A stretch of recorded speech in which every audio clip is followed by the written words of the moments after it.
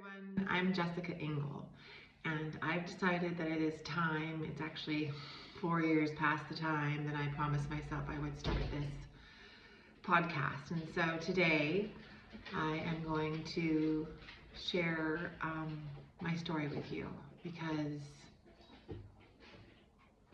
it's been a journey. And I am excited to share with you all that I've overcome, all that I've learned, all of the beautiful people that I've met along the way, all of the tricks of diving into my own body and learning how to dial it in. That's my thing now. So I'm going to teach everybody how to dial it in and take back your mind, take back your body. So I love Michael Beckwith. He's one of my favorite spiritual guides. And he says, take back your mind.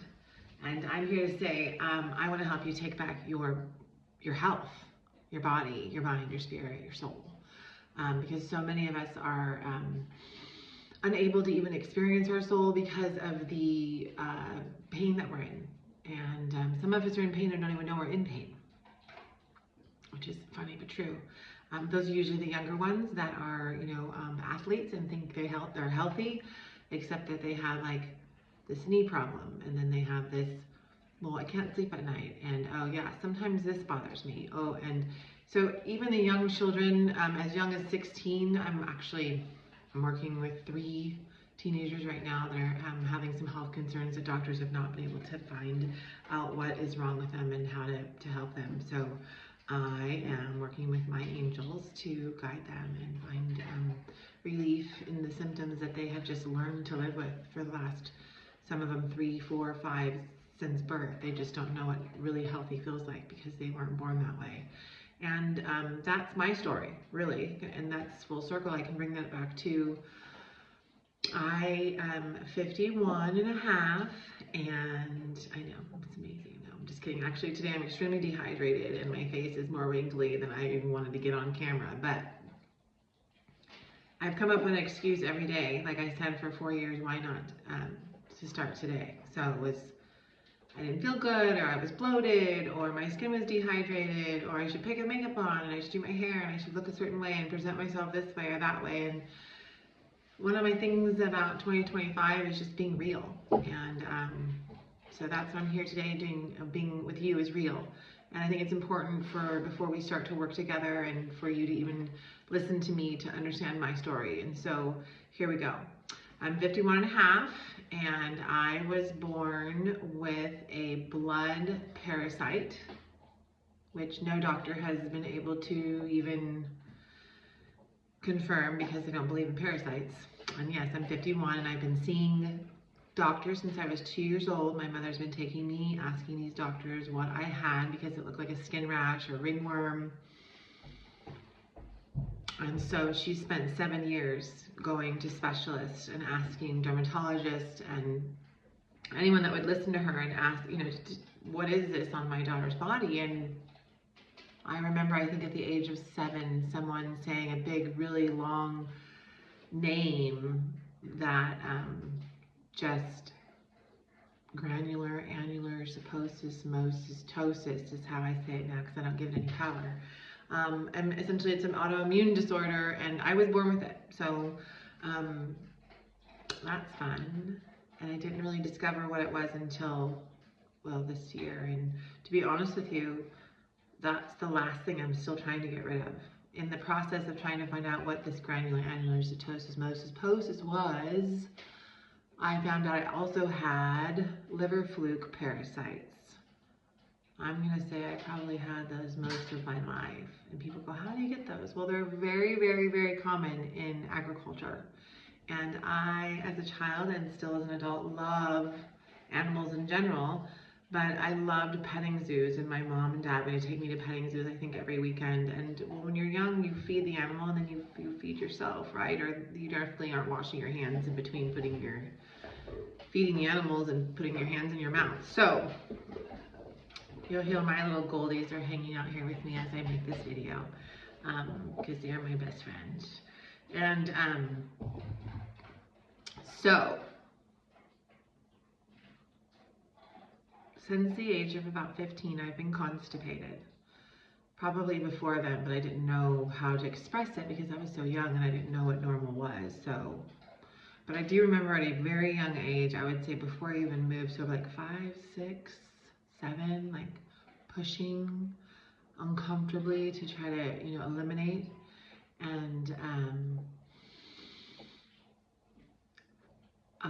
so it's not really something even as a teenager I talk to my parents about, like, oh, I'm constipated, or even your friends, like that's not something you want to tell them either. So I remember later on when I was 18, I moved to Hawaii and had that problem and just started going to every health food store, reading every health book I could find and try to relieve my constipation. I remember eliminating, all the junk food and drinking more water, like all the things they tell you to do. Sometimes it would work. I mean, I've smooth move tea. I took all the diuretics and all of the constipation stuff that they recommended, and nothing ever worked. And I remember at the age of 25, my doctor saying to me,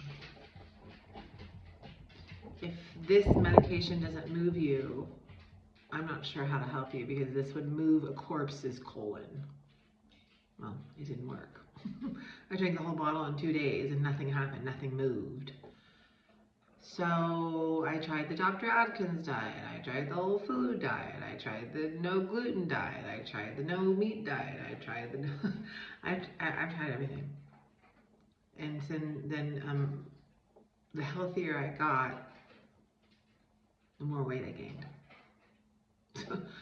I have to tell you, I've been dieting since the age of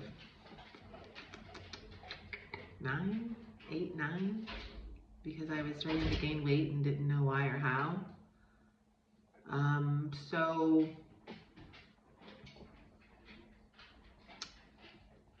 at that time, 8 or 9, I remember running in basketball and not being able to catch my breath.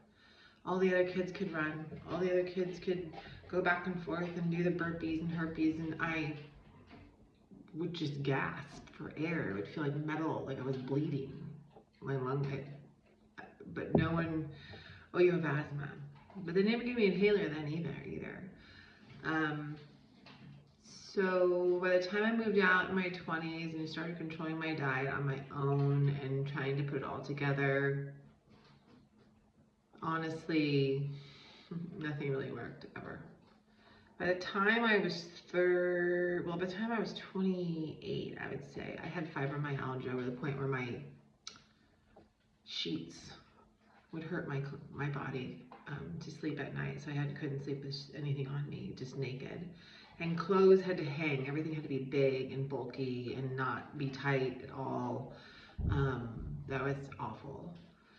I had asthma then, really bad. I had to use an inhaler, so exercise wasn't an option. And then I remember I started waking up every morning at 3 o'clock.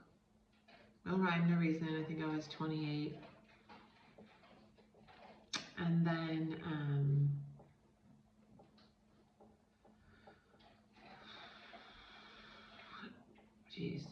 28. And then I met my husband and I got pregnant, and which was not supposed to happen with what I have, and I'll explain that to you in a minute. But I don't know if you know what babies do to people, but if you're not already, if like my body was full of toxins, so I have a baby, the toxins that the body produces and the filter that you have to do for your body and the baby's body put extreme pressure on my body. And so I never went into labor. My body was so swollen, my circulation was cut off. I had edema, so I couldn't feel my hands or my feet. And then, I didn't go into labor, so they had to do an emergency cesarean after being at the hospital for 3 days with Pitocin and Cervidil. And then I went into mommy mode, raising a child, and he's 16 and a half now. And here I am finally figuring it out. But I have to tell you, the day he was born was the most precious day of my life, of course, and a miracle, actually. I knew he was my Buddha. And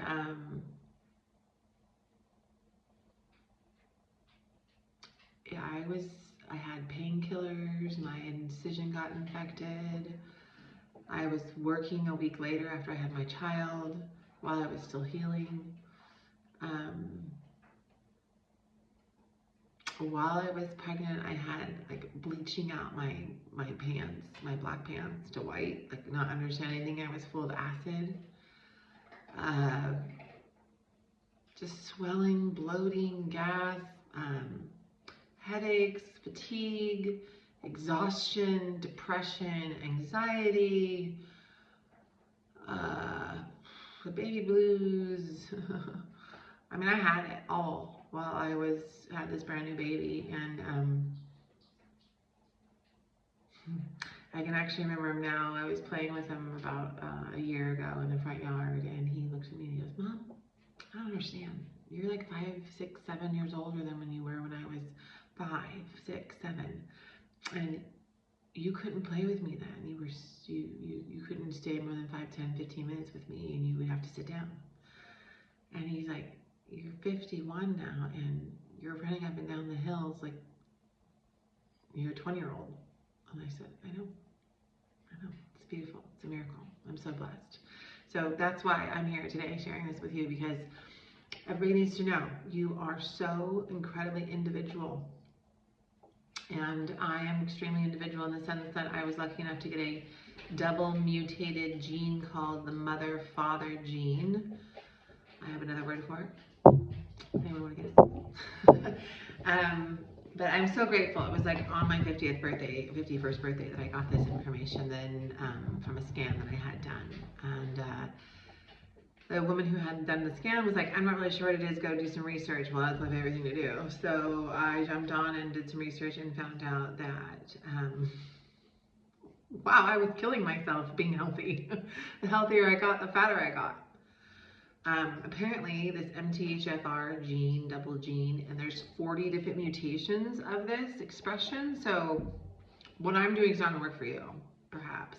I mean, it could, but I suggest muscle testing everything, and that's what we're gonna talk about today. Taking back your health by muscle testing. And yes, your angels are there. They're waiting for you to ask them questions, and they're gonna tell you all the answers you need to know so that you can be healthy. I think the biggest issue when people have angels that are trying to talk to them is getting out of their own way.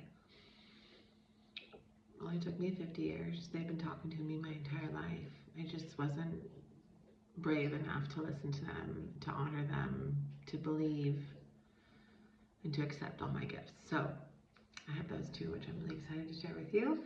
Not everybody's at a point where they can do that, and I just am, and I'm able to just completely dive into it. So I'm so grateful.